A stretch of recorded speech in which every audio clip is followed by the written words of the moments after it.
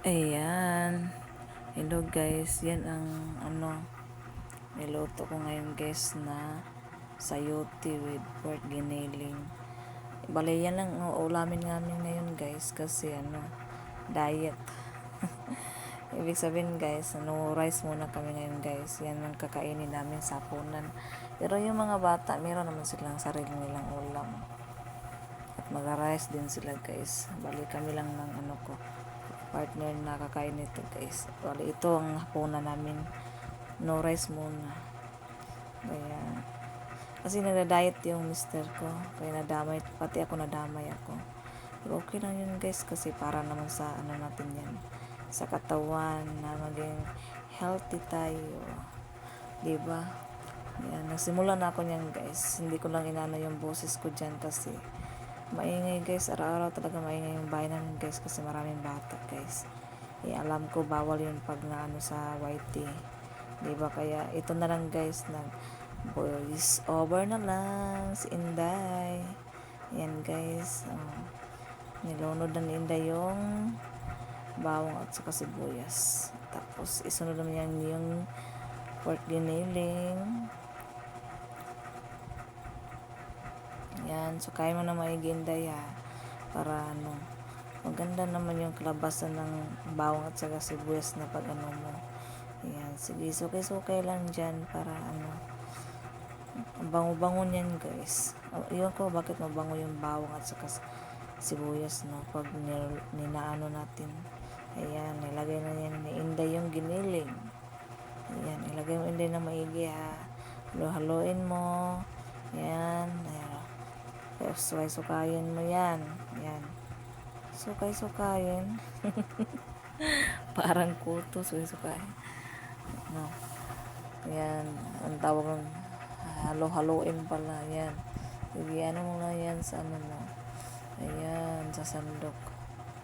Ayan, okay, mga 3 minutes lagyan ng magic sarap siguro at saka toyo. Ayan, konting lang, hintay day kasi nauna ka nag-voice over ng toyo at saka magic sarap.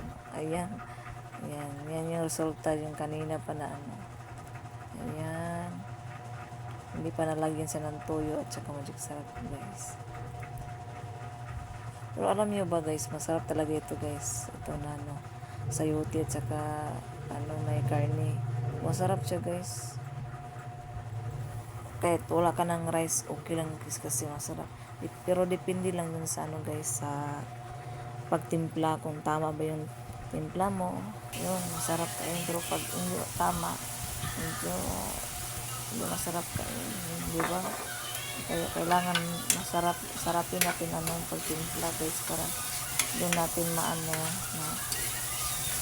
mauubos lahat pag masarap yung pagluto at pag tama yung timpla guys. Nilagyan na pala ni Inday yan ng toyo.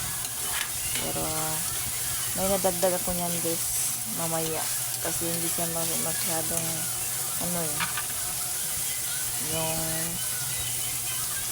yung pula yung sa pa kulang ng kulay sa sa toyo, kaya nilagyan ko ulit yung kanina pero hindi nyo lang nakita kasi pinutol ko yung vlog guys. Yan guys, nalagyan ko ng ng water para yung pork giniling maluto talaga siya guys kasi ayaw ko yung medyo hilaw, ayaw ko yung ganun. Kaya pinaano ko naman water. Ayan, tapos nilagay ko na yung sayote. Pero saka ko nilagay yung sayote guys, mga 5 minutes yata yun pinakulo ko ng maybe yung pork giniling para lumambot yung karne, saka ko nilagay yan guys. Pero pinutol ko lang yun guys kasi sobrang haba naman pag hintayin natin ng 5 minutes guys ano na bang sakitan hindi para nang lasing. Para nang nalasing. Ayan, nilagyan na hindi na magic sarap. Ayan, yung sekreto na luto yung magic sarap. Pag meron kang magic sarap yan. Pasensya nyo na ako guys kasi minsan natatawa ako sa pag voice over ko.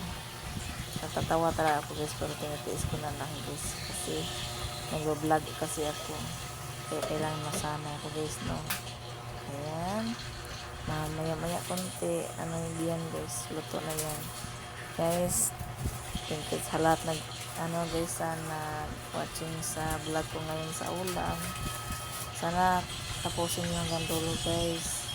At kung hindi pa kayo nakasubscribe, please lang guys, huwag kalimutan guys ha, para para maging friend tayo, diba? Tapos kung bago ka lang sa channel ko, mag-iwan ka din ng bakas. Ayan guys, hanggang dito na yung pagsasalita ko guys ha. Tignan nyo lang na yan guys hanggang hanggang maubos, hanggang maluto. Ayan, see you guys ha, enjoy watching.